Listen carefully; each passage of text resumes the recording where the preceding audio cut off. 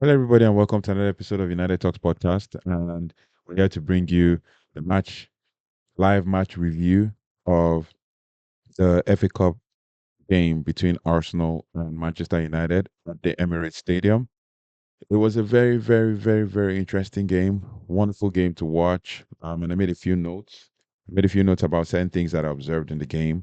And yeah, I'm pretty excited about the game because I went into the game as always, like a dreamer, hoping to expect like for Manchester United to not let Arsenal take control of things. As it was expected, they took control of things from the word go. So basically, um, nothing to complain about other than the ref had a disastrous game as well. But then towards the extra time, the ref showed some control. Yeah, dishing out yellow cards left, right, and center. Even giving like the Diallo's red card as one of the. So I made some notes about certain things that I observed in the game, basically. But I'm pretty excited overall, analyzing the game and giving my own take on things and with the stats and everything. We're still gonna do like seven takeaways from the game, and also we're gonna do player ratings for the game. But overall, I can say for a fact that I really loved what I saw from the team and the grit and the hard work and all of the things that they put in to ensure that we came off with a victory in this game. Yeah, it wasn't a victory in regular time, but it was a victory in after extra time from the penalty spot. I'm basically watching the set of players that were used in the penalty spot to play, like the set of players that were put up to play the penalties. I was pretty impressed. We had, I think, three defenders in the list of those who took penalties. So I was really impressed. Um, two defenders rather. So we had Lisandro Martinez who scored his pen. Wonderful pen, by the way. Lenny Yoro who scored his penalty as well. Wonderful penalty. In fact, all five penalties were wonderful. Lisandro Martinez, Bruno Fernandez, all scored their penalties. And Alter Bander saved two penalties in the game, one in regular time and one from Kai Havertz, who was behaving like someone who wanted to have a little bit of shithousery in his game, but he didn't. Like it wasn't to be because it showed that the team was standing for everybody. Maguire was not having it. Maguire wasn't having it. I was pretty impressed with how he controlled and led from the back. And with stats, yes, Arsenal had the most of the ball. Starting from the beginning of second half after we scored the goal. But overall, the stats showed that they had 70 to 30% ball possession with expected goals of 3.22, and Manchester United finished with an expected goals of 0.27.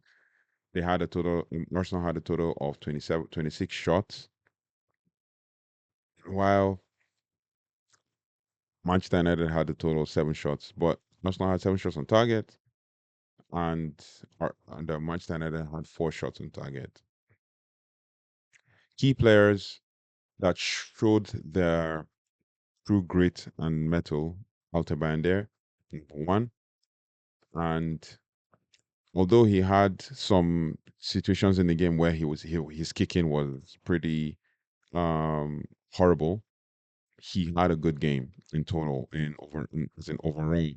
Basically, looking at the way things panned out, someone in one of the WhatsApp groups I belong to said that Andre Onana is losing his spot on the Manchester United team as number one goalkeeper, and I'm like, nope.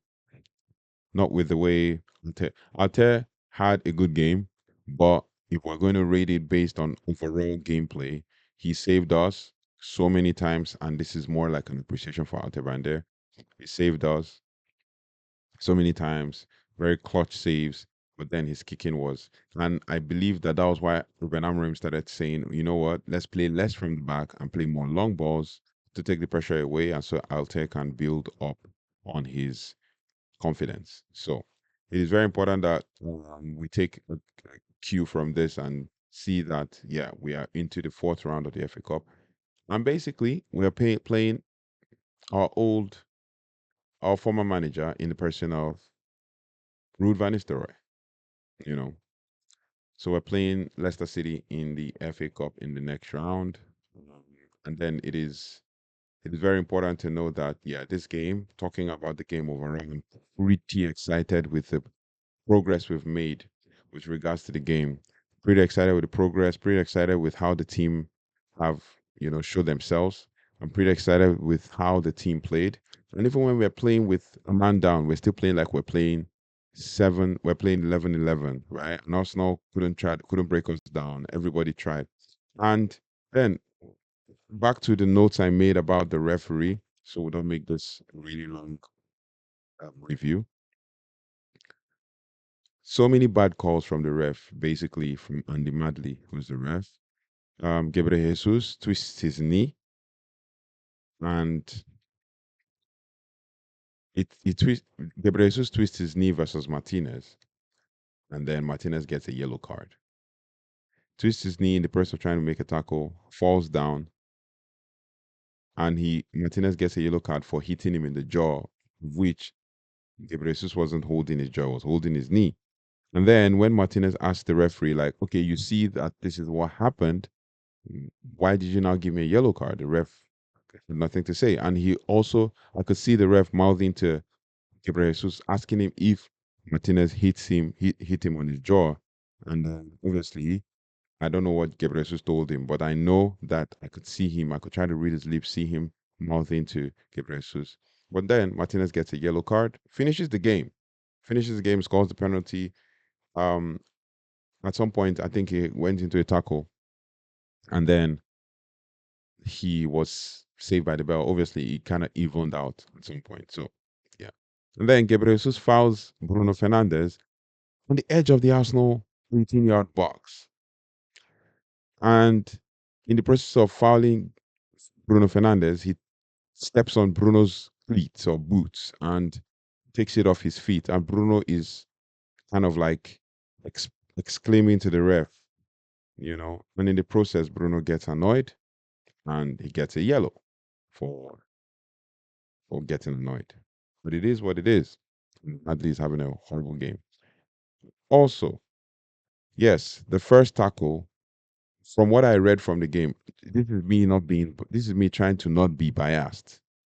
But from what I read from the game, Diallo was going to make that tackle anyway. And if he made that tackle, he would have won the ball. But he made the tackle. That's the first one. Got him the first yellow. He made the tackle, but Luis Skelly happened to be running in and putting himself in the shop window to slid tackled and in the process Diogo Dalot slides him, and it is what it is. It was a free kick, a freak foul, and all of that. He gets a yellow, he accepts it. But the second one, literally the second yellow that Diogo Dalot got, Diogo Dalot didn't even touch Mikel Merino. They didn't even touch him. It was a slight tackle. Merino had already gone up, even tried to stretch his leg to make it look like Diogo Dalot touched him, and his leg still didn't touch. But then there's no VAR, so we can't. I think there's still no VAR, and even in the fourth round as well. In the third round, there was no VAR, so we can't really say, oh, um, the ref could have made the call, or maybe canceled the call or something. But then another one that really got me ticking, which really annoyed me, was the rubbish penalty call. A very rubbish penalty call, an absolutely rubbish penalty call. But it is what it is. We have to accept it. And Alter stood up and showed his mentality and his ability to make quick and fast saves. So he saved the penalty and even held the ball afterwards, right? So that penalty call was rubbish. And then the next one was Ahmad is booted on the face by David Raya in process of trying to make a slide tackle to square the play, and didn't see that. Instead, he came to check on him and all of that. So if David Raya didn't touch him, but I could say that one is touch and go because you might not necessarily get to have your way in the process. But overall, the game, and I said it before the game. I said that Ben Amorim should give Toby Collier a chance. And Toby Collier showed his mental, his pace, his speed. He could run back and forth from like he even had a chance where Ahmad was to put him through and Ahmad didn't.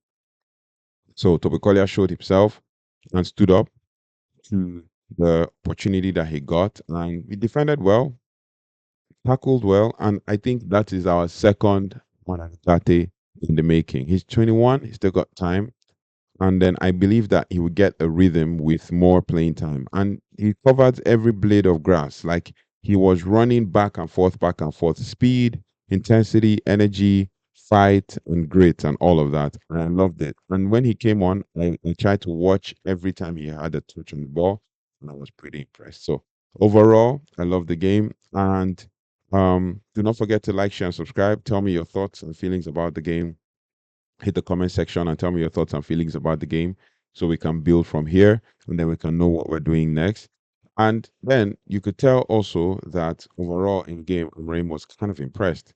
I look forward to listening to what he had to say from press conference so we can actually give an overview in the 7 takeaways as well as the player ratings.